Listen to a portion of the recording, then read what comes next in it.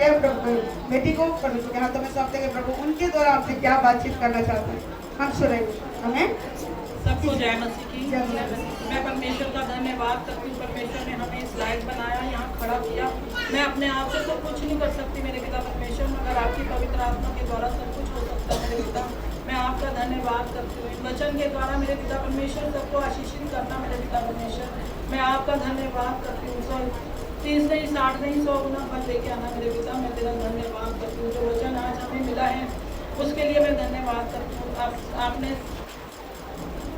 आपने क्रूस पर कही हुई 6 वाणियों को आपने देखा और 7वीं वाणी को परमेश्वर ने मुझे बोलने के लिए दिया है। मैं परमेश्वर का धन्यवाद करती हूँ। परमेश्वर ने अपना पृथ्वी का जीवन था वो समाप्त किया और अब उसने कहा कि हे पिता, मैं अपनी आत्मा तेरे हाथों में सौंपता हूँ। मैं अपनी आत्मा तेरे हाथों में सौंपता हूँ। इस बारे में परमेश्वर हमें बताते हैं कि पृथ्वी का जीवन पूरा कर लिया, समय पूरा हुआ और परमेश्वर ने बड़े शब्द में पुकार कर कहा कि अपनी आत्मा में तेरे हाथों में सौंपता हूँ। यह कहकर प्राण त्याग दिए और कोई काम बाकी ना रह गया था, सब कुछ पूरा हो गया था। प्रभु इन्हीं कामों में लगा हुआ था कि सब कुछ पूरा हो गया। लूका के 4 के 49 अध्याय में पद में लिखा हुआ है, उसने कहा है कि मुझे क्यों ढूंढते हो, क्या नहीं जानते कि मुझे पिता के भवन में होना अवश्य है। पिता अपने माता पिता उसे ढूंढते आए थे। उसने कहा था, शुरू में ही कह दिया था कि अब काम पूरे करने हैं। अब प्रभु यीशु अपने आपको पिता के हाथों में सौंप देता है और अब घड़ी आ चुकी है और वह परमेश्वर के हाथों में सौंपता है। प्रभु यीशु अपने संबंध को बहुत नजदीक संबंध है परमेश्वर का अपने पिता के साथ। उसने सारे कार्य पूर्ण तौर से पूरे कर दिए। प्रभु यीशु ने अपना जीवन को देखते हुए बाकी भी बहुत अलग थे। प्रभु का जीवन सबसे अलग था। क्यों अलग था परमेश्वर का जीवन? क्योंकि आरंभ और अंत का जीवन बदलाव का नहीं है। जैसे लोग आज कुछ और कल कुछ और होते हैं, क्योंकि हम ऐसे हैं कि आज कुछ और है। हमारा कैसा स्वभाव है हम सोचते नहीं है इसी बारे में। परमेश्वर के स्वभाव के हम अपने आप को भी जान सकते हैं इस कथन में। और जैसे इब्राहिम ने दो शब्द थे, अल्फा और ओमेगा कहे थे, और एक था आदि और दूसरा अंत। प्रभु यीशु ने आदि में कुछ और अंत में कुछ और। आज हमेशा एक जैसा ही है। शुरू में से ही प्रभु यीशु मसीह कामों में लगे रहे और उसी कामों में ही लगे रहे और अंत में सब कुछ क्या हुआ? पूरा हो गया बोलकर अपने प्राण पिता के हाथों में सौंप दिए। ध्यान देने की जरूरत है, हमें अपने आप को ध्यान देने की जरूरत है। बहुत सी चीजें हमने देखी हैं, नकली जेवर भी देखते हैं, नकली नोट भी देखते हैं और नकली फूल भी देखते हैं और असली कुछ और ही होता है, नकली कुछ और होता है। क्या हम प्रभु की नकल कर सकते हैं? हम अपने आप को इस जगह पे भी हम अपने आप को जांचते हैं कि क्या हम परमेश्वर की प्रभु की नकल कर सकते हैं?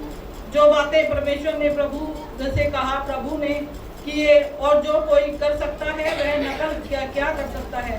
प्रभु यीशु मसीह जीवन को हम देख सकते हैं, किसी का नकल नहीं उतारना। प्रभु यीशु मसीह यह जानता है कि बाकियों से अलग है। उसका जीवन भी अलग था, उसकी जन्म भी अलग था, उसकी मृत्यु भी अलग थी।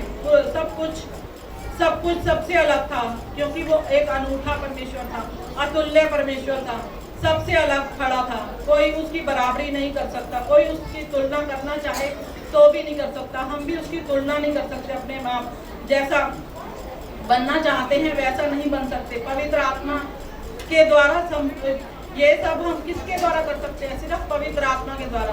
पवित्र आत्मा के द्वारा ये सब कुछ संभव होगा। प्रभु यीशु जी इस बात को भी बताते हैं। वचनों से बातें करते थे और प्रभु परमेश्वर वचनों को जानता था, भली भांति जानता था। जब प्राण देने का समय आ गया तब अपनी बातें स्पष्ट रख रहा था। कोई चिंता नहीं उसमें नहीं है। और इतने कोड़े इतनी मार खाई, सही कांटों का ताज पहना, हाथों पैरों में कीले घुड़वाई। उस समय भी बहुत शांत थे, कोई चिंता नहीं थी। उनकी जगह कोई और होता तो कितना चिल्लाता। एक हमें सुई भी चुभ जाए तो हम कितना चिल्लाते हैं कि हमें सुई चुभ गई, ये हो गया। हमें जरा सा बुखार हुए तो हम तड़प पड़ते हैं कि हाँ जी हमें ये दर्द हो रहा है, यहाँ पीड़ा हो रही है, मगर वो क्या थे, बिल्कुल चुपचाप और शांत खड़े हुए थे, सब कुछ सहते जा रहे थे, कुछ भी गुड़गुड़ा नहीं रहे थे, खुश थे क्योंकि उनके कष्ट क्या हो गए थे, पूरे हो गए थे। फिर कह रहा था कि मैं अपने प्राण तेरे हाथों में सौंपता हूँ, और जाते जाते परमेश्वर से बातें करने हमारे रास्ते खुल गए, जाते जाते हमारे रास्ते खुल गए। लूका 23:47 में लिखा है कि उस वक्त अंधेरा छाया हुआ था, सूर्य की रोशनी मलिन है और मंदिर का पर्दा ऊपर से लेकर नीचे तक फट गया। यह कहकर हे पिता, अपनी आत्मा तेरे हाथों में सौंपता हूँ, और प्राण त्याग दिए। यह भी सीखने को मिलता है हमें कि प्रभु यीशु अपनी मृत्यु के भय से हमें स्वतंत्र कर दिया। हम देखते हैं कि किस तरह प्रभु यीशु मसीह ने 6 घंटे दर्द पीड़ा सही, सांस लेनी भी मुश्किल थी, हर घड़ी उनकी सांस लेनी, इतने कोड़े उनको खाए उन्होंने, और उनकी इतनी तकलीफ थी, इतनी कोड़ों की मार सहने की वजह से हर कष्ट सह रहे थे, और लोग उस समय क्या कर रहे थे, उनकी निंदा कर रहे थे। लोग क्या कर रहे थे कि उनकी निंदा कर रहे थे, उनका मजाक उड़ा रहे थे, और पर यह समझ नहीं पा रहे थे कि प्रभु यीशु ने हमारे वजह से ही क्रूस पर लटकाया गया। हम इस चीज़ को समझ ही नहीं पा रहे थे कि वो किस वजह से क्रूस पर लटका गया। वो हमारे पापों के लिए क्रूस पर लटका गया। उसकी कोई गलती नहीं थी, वो तो बिल्कुल निष्पाप, निष्कलंक, उसके ऊपर कोई दंड का आज्ञा नहीं थी, कुछ भी नहीं था उसके ऊपर। उन्होंने अपने पिता की इच्छा से ये कार्य किया, सब कुछ प्रभु ने अपने पिता की इच्छा की मर्जी पूरी की, ताकि हमें कोई दंड की आज्ञा ना मिले। जितने भी पाप हमारे लाल रंग के, चाहे अगवानी रंग के पाप क्यों ना हो, सारे पापों को परमेश्वर ने क्रूस पर सहकर श्वेत की तरह हमें पवित्र कर दिया।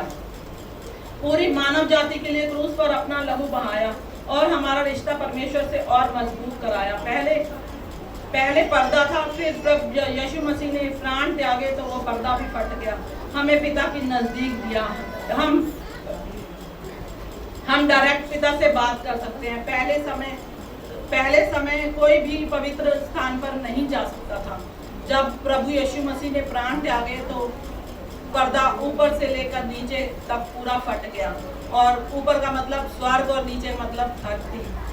पूरा ऊपर से लेकर नीचे तक धरती और स्वर्ग से पूरा खुल गया, और परमेश्वर ने क्या किया, हमारे उद्धार के लिए ये सारा खेल रचा कि परमेश्वर ने क्रूस पर अपनी जान दी, और सारा खेल हमारे उद्धार के लिए रचा कि हमें सारे उद्धार मिले।